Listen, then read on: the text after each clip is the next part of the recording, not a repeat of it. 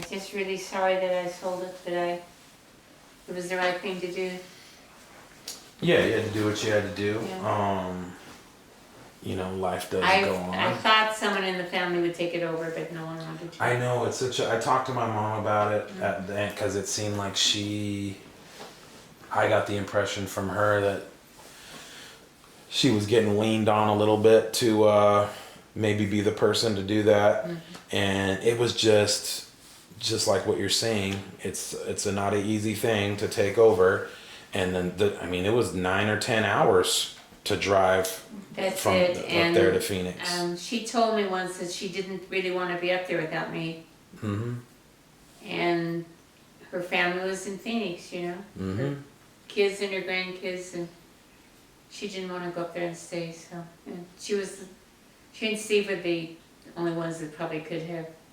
Right, and I get that. That's what I mean. That's probably why she got leaned on a little bit to maybe be the person to do that. And I know she carries a little bit of guilt about not being able to have accepted that kind of responsibility. But like you said, there's so much else going on in Phoenix for her. She was still working at the time, got the grandkids, and that was a huge responsibility because to work that cabin, you're going up early in the summer to get it ready, right? You're going to be up there solo for X amount of days or weeks, which can, not everybody can deal with that mentally, and I think if she would have tried to do it, it could have gone bad. Yeah. And then that would have been the last thing anybody would have wanted. True. I spent time up there alone. I know. I woke up one night, I was up there alone, and it must have been about 3 in the morning. It was completely dark. There was no moon or anything. I went outside. I could hear some kind of activity out there. I went outside. I walked out, down the steps out into the road, and suddenly I was face to face with a great big bull. Oh my goodness. A black bull. Mm-hmm. So I didn't see it until I saw some white on its face, and I was face to face with that bull. I just turned around and walked back in the cabin. Whose cattle is that? It would have been probably Harley Bates. Harley. He comes up later. I remember. He just reminded me he had something to do too, but so. I guess just going back a little bit, since maybe that cabin was built in the 94 area, and this might jog your memory to even be more specific on it. Bob died September 12th of 93.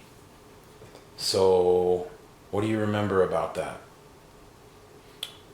About Bob dying? Yeah, because it was before that cabin, right? Yeah. Just a little bit. I think I was talking about it at that time. Because I remember he made the remark that something about it, I don't know. I can't remember, but he didn't like the idea of me building it, I know. Really? But I remember about his death, we used to go to, what's that Thai restaurant? Siam. We used to go there a lot, the family. Mm-hmm. And I had arranged to meet my kids there for lunch or something. I guess it was lunch. And when I got there,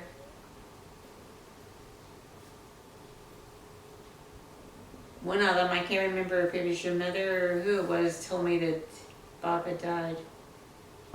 Well, going by what Joe said and what Kirk said, Kirk got informed first. Yes, he did. He got the phone call, next to kin phone call.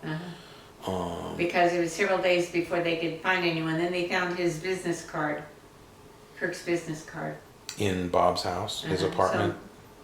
So, in his belongings. Right. I guess, I don't know. So they called Kirk to let him know, and then he, knowing that you guys had this lunch date, I guess he called Aunt Joe so that he wouldn't be the only one It must have been Kirk that told me then. Well, she says once she found out that y'all met in the parking lot of the restaurant, and Joe was like waiting for Kirk to say it, and I guess he couldn't get it out. He just like was kind of stuck, so Joe had to say what had happened. I'm sure you're right. I can't remember that much about it. And then we met at his apartment the next day or two. We met there in the morning to clean it out. And Kirk was wonderful. He had gone in early and had done everything. Mm-hmm. What did he do? Well, he just cleaned it, and maybe there were some things there we weren't supposed to see or something, but Oh, okay. he got rid of everything, and the apartment was all cleaned and everything when your mom and Joe and I got there. Kirk did everything. Was that pretty tough? Going through that? Well, it probably would have been, but he had already done it. Oh, right. Well, I mean, you know, just going to that apartment after the fact and, It was. you know, seeing all that stuff. And he had kind of fallen off, right? He had kind of not been, what I get from your kids is that he had kind of stopped communicating a little bit and kind of got lost in his own. Living in cheap motels and apartments, and I know he had a big collection of silver dollars, and he was driving that little yellow pickup and leaving it packed in bad places, and somebody stole everything, including those silver dollars. Oh, man. Right. But then, do you remember when we threw his ashes at South Mountain? I absolutely do. You were there? Oh, yeah, for sure. Me and Joe talked about that briefly. That was probably my last memory of anything about Bob, was going up to South Mountain. Mm-hmm. It's such a cool place. It is. And then we went and had pizza. There was just enough money. I think Joe got his last Social Security check somehow, and it was enough for the cremation and for us all to go for pizza after. Cremation's not that expensive compared to all the big stuff. If you do a coffin and a plot, and it's thousands and thousands of dollars. We did the same thing when my cousin Mike Woods died. They brought his ashes to the mountain. Mm-hmm. Who's Mike Woods? Mike Woods was, well, Mike and I were really close. He was always like my brother. And wherever I went, Mike and his family, Duke was Momo's nephew. Okay. Duke Woods. And Duke was Mike Woods' father. They lived in the little house next to the big house in Moab for years and years. And I was very close to them, and I was very close to Mike. And Mike married a girl, Kate, from not England. What are some of the countries? Not Ireland. Anyway, he married a foreign girl, and he used to bring her to the cabin all the time. We were, Ron and I were good friends with him. And when he died of Parkinson's, Kate was her name. She and two cousins from England came and brought his ashes, and we distributed them. Oh, wow. And their song together was Willie Nelson singing "Always on My Mind." Oh, that song. And we had that. We played that when we went up to throw the ashes. Where did they spread them at? Do you know where the new cabin is? The big, beautiful cabin up the road? The big one. Uh-huh. Yeah. About halfway up that road. Oh, okay. We threw the ashes off. Yeah, I remember riding that quad up that road to see that house when it was being built. I was kind of taken aback by how big and extravagant that cabin was. It must have been $1 million to build They're that good thing. friends. They were good friends of mine, but they're mad. She's mad at me now. She won't talk to me. How come?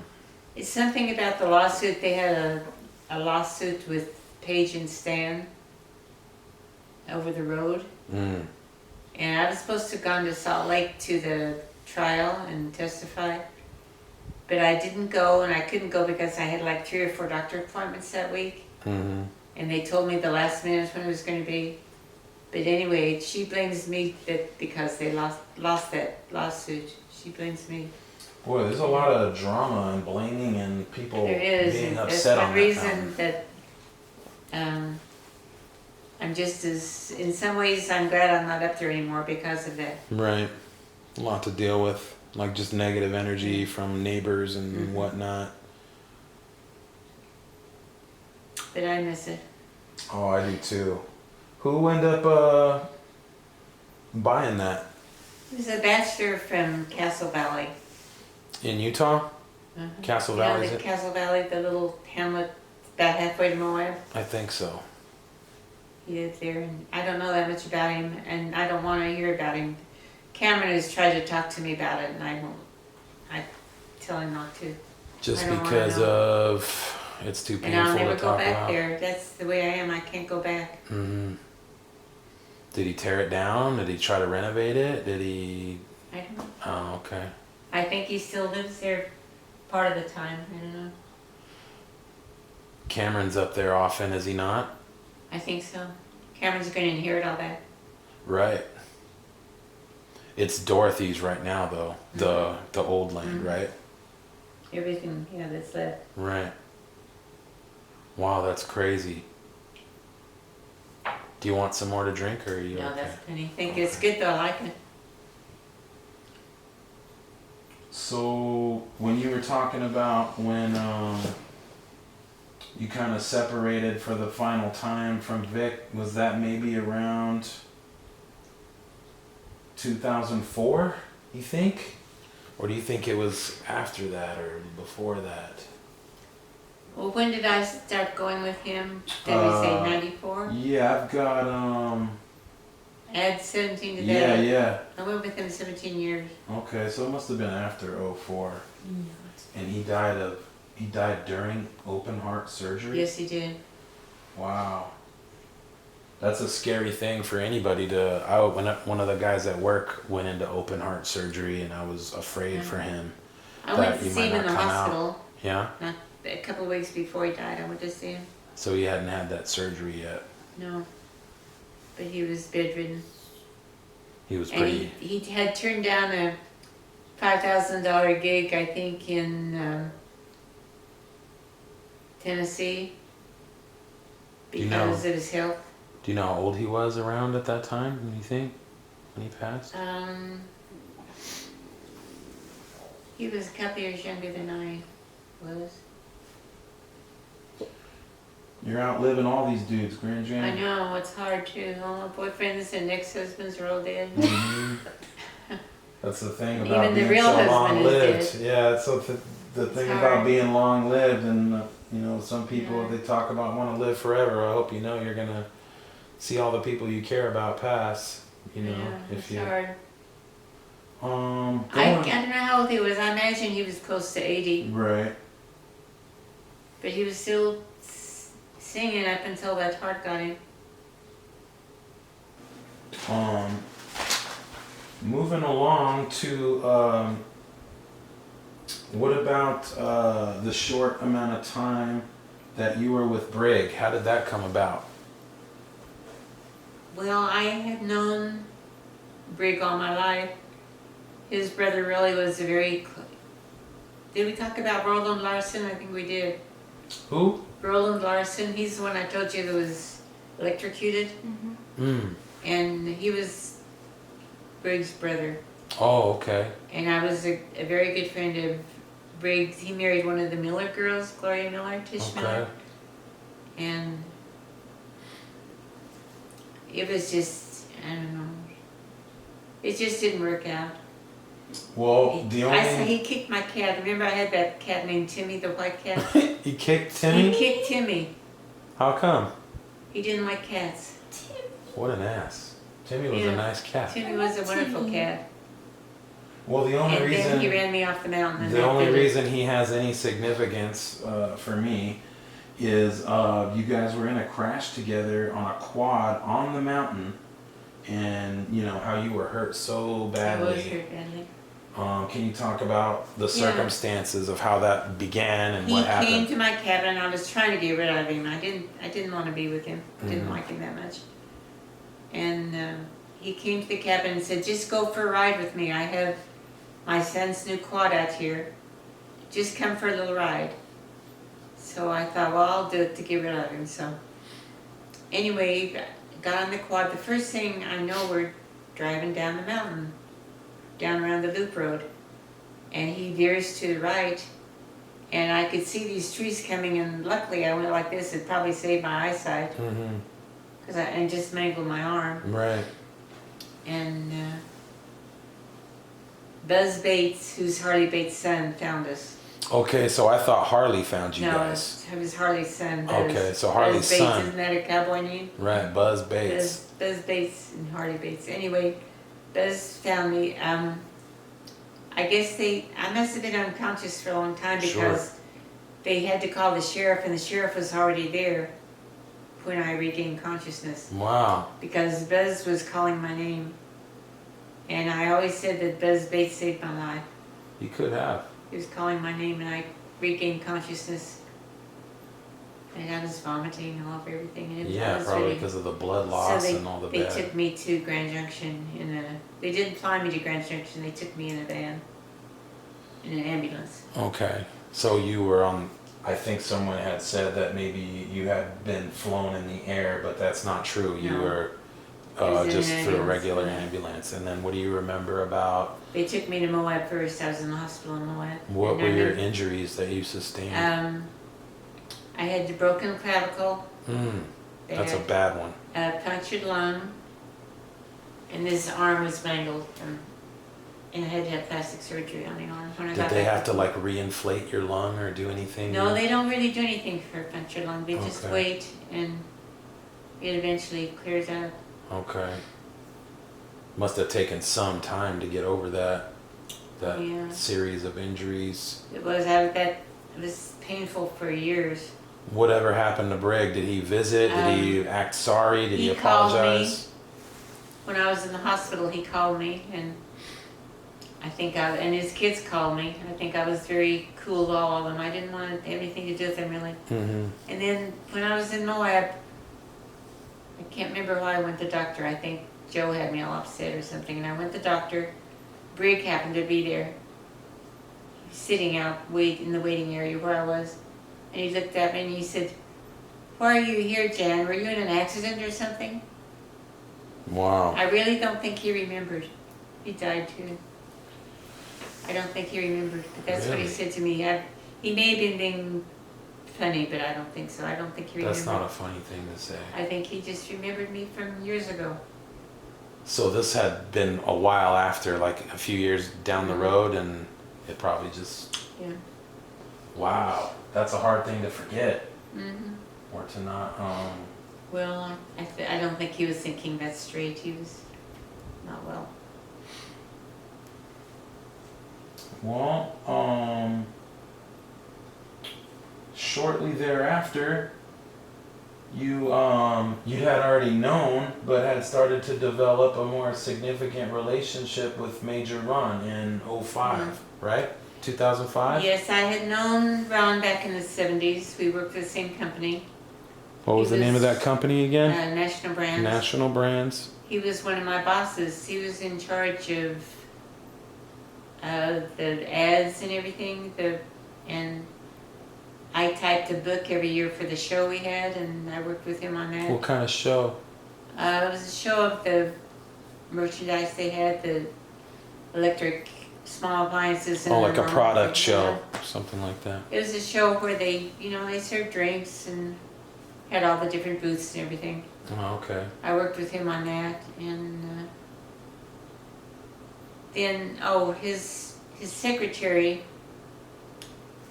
moved. She got married and moved to Denver, but I kept in touch with her on the internet all these years, and she told me on the internet that Ron was the sole caregiver to Pauline, his wife. Right, and what was her affliction? She was really like, was it Parkinson's? No, it wasn't Parkinson's. It wasn't Huntington's. It was something else. But she was bedridden. What's the one where they call it Lou Gehrig's disease? Lou Gehrig's disease, okay. And she was bedridden, right? Yes, she was, and he took sole care of her. Mm-hmm. And then when she passed away, I think I was at the cabin, and he told me in an email that she had died. Mm. And I invited him up. I said, just come up here and get away from it. and just come up here and relax, and you can bring your dog. So he said, well, will you meet me at Canyon De Chelly? So I said yes. And Dorothy. What's that? What is Canyon De Canyon De Chelly? Chelly is this beautiful scenic area where they have a motel and a lot of Indian ruins and everything. Oh, It's okay. beautiful. Canyon De Chelly, and It's like a tourist Yeah. spot or something, a place to. Okay. Dorothy and Debbie gave me a really hard time about Why? that. Oh, I was gonna go meet this guy in Canyon De Chelly. Mm-hmm. In fact, they gave me this little nightgown. It was a joke. Is that And they notorious put as it- a hookup spot or something like I that? don't know. They just were having fun with it. We were getting bored up there, I guess. Mm-hmm. They wanted to have fun with me. And they put it in this box from a real expensive store. I can't remember what it was, Neiman Marcus or something. But it was something they got, I think, at the thrift store in Moab. They put it in this Threw it in a expensive box. Neiman Marcus box. And they gave that to me, and they were just. I think I went to town and got my nails and a pedicure, and they really Special. teased me. Oh, I bet. And then and I was excited that Ron was coming up there, and I wanted the cabin to look nice when he got there. So I asked my neighbor, Bonnie Day, if she would... Of the feed day the cabin? birds. Yeah. And Cecile had been up there, and Cecile and Nicole had helped me completely scrub that cabin. It was really clean. Wow. So when we drove into there, the first thing that happened was that Bonnie Day's dogs came over and jumped up on Ron's pickup and scratched it. Oh no. And then we went in the cabin, and one of my cats had vomited clear through the kitchen and living room. And then we went out on the deck, and Cameron came up, and a bee stung him, and he was having a complete fit about that. Not off to a And good then start. Bonnie's dogs came over, and were hanging on us. But then Debbie came up, and she saved the day by her dog getting those dogs away. But anyway, Hold on one sec, GrandJan. Ron laughed about that.